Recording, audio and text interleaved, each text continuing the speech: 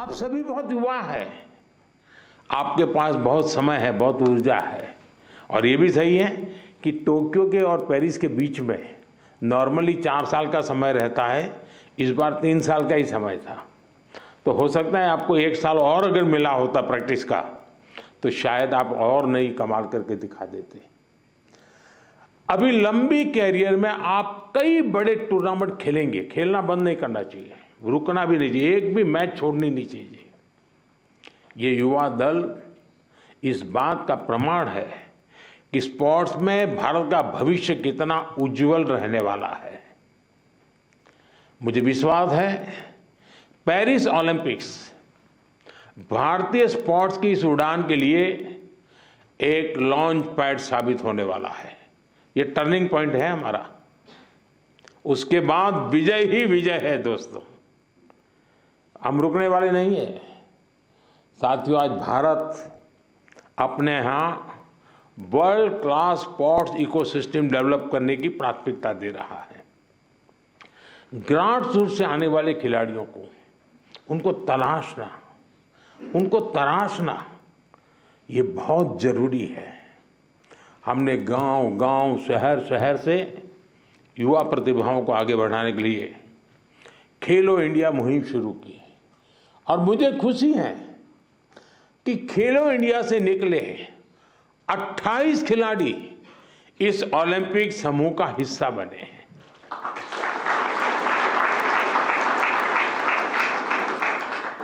अमन है, अनंतजीत है, धीरज है, सर्वजोत है, इन सब ने खेलो इंडिया एथलीट के रूप में अपनी जर्नी शुरू की थी। और इससे हुआ ये है कि खेलो इंडिया में खेलना और जी भर के जीतना ये एक बहुत बड़ा अहम हिंदुस्तान का कार्यक्रम बन चुका है जी। ये मैं मानता हूँ मैं खेलो इंडिया को और तवज्जो देनी है और ताकत देनी है। उसी में से हमें अच्छे नए होनहार खिलाड़ी मिलने वाले हैं। आपकी तरह ही खेलो इंडिया एथलीट्स की एक बड़ी फौज देश के लिए तैयार हो रही है। हमारे खिलाड़ियों को सुविधाओं और संसाधनों की कमी न पड़े, ट्रेनिंग में दिक्कत ना आए, इसके लिए बजट भी लगातार बढ़ाया जा रहा है। सबको पता है कि किसी भी खिलाड़ी के लिए ज्यादा से ज्यादा कंपटीशन में हिस्सा लेना कितना आवश्यक है। मुझे संतोष है कि ओलंपिक्स के पहले आपको अनेकों इंटरनेशनल कंपटीशन का एक्सपोजर मिला है। इतने सारे कोच और एक्सपर्ट्स, डाइट, उपकरण और कोचिंग, सब पर इतनी बारीकी से ध्यान, वर्ल्ड क्लास फैसिलिटीज देने का प्रयास, इस तरह की सुविधाओं के बारे में हमारे यहाँ पहले सोचा नहीं जाता था। खिलाड़ी अपने नसीब पर मेहनत करता था, देश के लिए कुछ करके आता था, लेकिन अब एक पूरी इकोसिस्टम बनी है। ये केवल स्पोर्ट्स में देश की नीतियों का बदलाव है, इतना ही नहीं है, ये उस भरोसे का प्रतीक भी है जो देश अब अपनी युवा पीढ़ी पर बहुत ज्यादा भरोसा करता है, उसकी अभिव्यक्ति है। साथियों, आप सब देश के युवाओं के लिए बहुत बड़ी प्रेरणा है। मैं मानता हूं आप में से हर किसी के बारे में देश को, देश के युवाओं को ज्यादा से ज्यादा जानना चाहिए। यहां भी मेरी इच्छा है कि मैं हर किसी का नाम लेकर उसकी चर्चा करूं, विशेषकर हमारी बेटियां। पिछली बार की तरह इस बार भी बेटियों ने ही ओलंपिक में भारत की जीत का श्री गणेश किया है। मनु को जिस तरह पिछली बार तकनीकी कारणों से निराश होना पड़ा था, फिर उन्होंने जो वापसी की, अंकिता ने जिस तरह सीजन का अपना सर्वश्रेष्ठ प्रदर्शन किया, मनिका बत्रा और श्रीजा अकोला ने भी सबका ध्यान खींचा है। इसी तरह बाकी खिलाड़ी भी रहे, खासकर नीरज ने अपनी लगन और अनुशासन में जिस तरह कंसिस्टेंसी दिखाई है, स्वप्निल ने कठिनाइयों को पार कर जिस तरह मेडल जीता है, हॉकी में हमारे सरपंच साहब उनकी टीम ने दिखा दिया कि भारत की ताकत क्या है।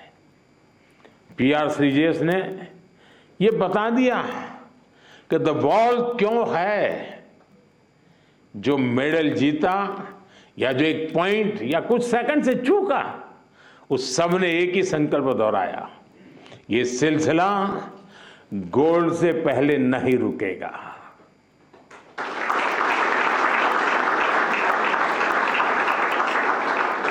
मैं मानता हूं इससे देश के युवाओं को बहुत कुछ सीखने को मिलेगा।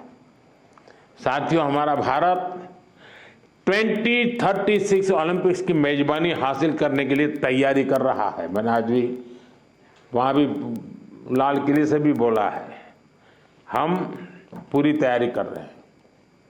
ऐसे में कई ऐसे एथलीट्स जो पिछले ओलंपिक्स में भी खेल चुके हैं, उनके इनपुट बहुत महत्वपूर्ण है। आपने वहां बहुत कुछ ऑब्जर्व किया होगा, बहुत कुछ देखा होगा।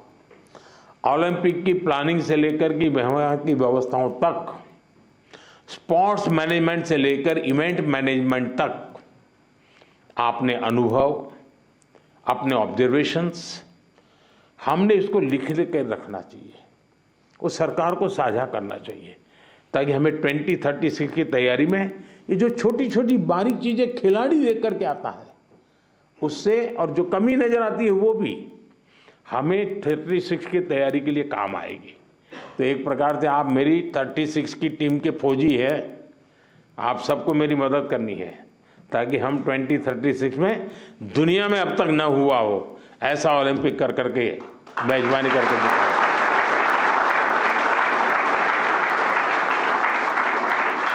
मैं चाहूंगा कि खेल मंत्रालय इसके लिए एक ड्राफ्ट बनाए और सभी खिलाड़ियों से उनके डिटेल में फीडबैक लें, उनके सुझाव लें, तो हम जरूर तैयारी अच्छी तरह कर पाएंगे। साथियों, भारतीय स्पोर्ट्स में और कैसे इंप्रूवमेंट हो सकता है, इससे आइडियाज भी, जो चीज खिलाड़ी बता सकता है ना, जो चीज कोच बता सकता है, वो हम मैनेजर लोग नहीं बता सकते जी। और इसलिए आप लोगों के इनपुट बहुत जरूरी है, आपके आइडियाज बहुत जरूरी है। आप पर भविष्य के खिलाड़ियों को मोटिवेट करने, उन्हें आगे बढ़ाने का भी दायित्व है। और लोग तैयार होने चाहिए, आगे बढ़ने चाहिए। आप सोशल मीडिया स्पेसेस पर युवाओं से जुड़ सकते हैं और जुड़ते भी हैं, करते भी हैं, बातें उनको प्रेरित करें। खेल मंत्रालय और दूसरी संस्थाएं भी इस तरह से इंटरेक्शन सेशन आयोजित करवा सकती हैं अलग अलग ग्रुप के लोगों के साथ। तो ये लोग अपना अनुभव शेयर करेंगे। मेरे सामने शायद बोलते नहीं हैं, लेकिन बाहर तो बहुत कुछ बोल सकते हैं ये लोग। साथियों, आप सबसे मुझे मिलने का अवसर मिला, और जब आप आए और मैं आपको ऐसे ही जाने दूं तो फिर बात अधूरी रह जाएगी। और इसलिए मैं तो कुछ न कुछ आपके जिम्मे काम छोड़ने ही वाला हूँ। और पहले भी जब भी मैंने आपको कुछ कहा है, आपने जरूर उसको पूरा करने का प्रयास किया है। देखिए, जो साथी टोक्यो ओलंपिक के बाद आए थे, उन्होंने मैंने स्कूलों में जाने और युवाओं से मिलने का आग्रह किया था, और उन्होंने किया था, उसका लाभ भी हुआ है। आज देश पर्यावरण की रक्षा के लिए एक पेड़ मां के नाम अभियान चला रहा है। मैं आप सबसे कहूंगा, आप भी उससे जुड़े, अपनी मां को लेकर के एक पेड़ लगाइए, पेरिस को भी याद कीजिए और पेड़ लगाइए। अगर मां नहीं है तो मां की तस्वीर लेकर के खड़े रहिए और पेड़ लगाइए। आप में से ज्यादातर खिलाड़ी गांव की पृष्ठभूमि से हैं, सामान्य परिवार की पृष्ठभूमि से हैं।